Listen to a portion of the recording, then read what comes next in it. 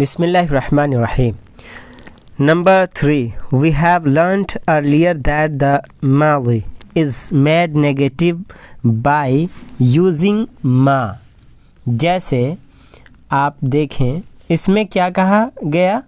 اس میں کہا گیا ہے کہ ہم پڑھ چکے ہیں کہ ماضی پر ما داخل کرنے سے نیگیٹو بائی یوزنگ ما داخل کرنے سے نفی کا معنی پیدا ہو جاتا ہے.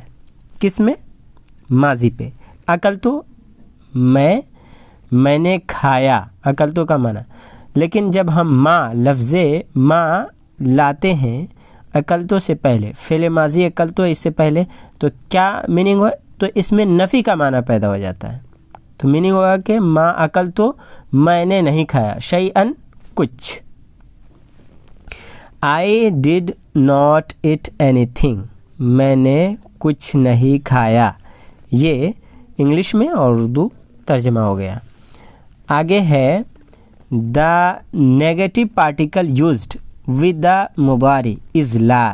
جیسے یہاں پہ کیا کہا گیا کہ مضارع کو منفی بنانے کے لیے اس پر لا داخل کرتے ہیں. the negative particle used with the مضارع is لا مضارع پر لا داخل کرتے ہیں تو کیا معنی ہوگا؟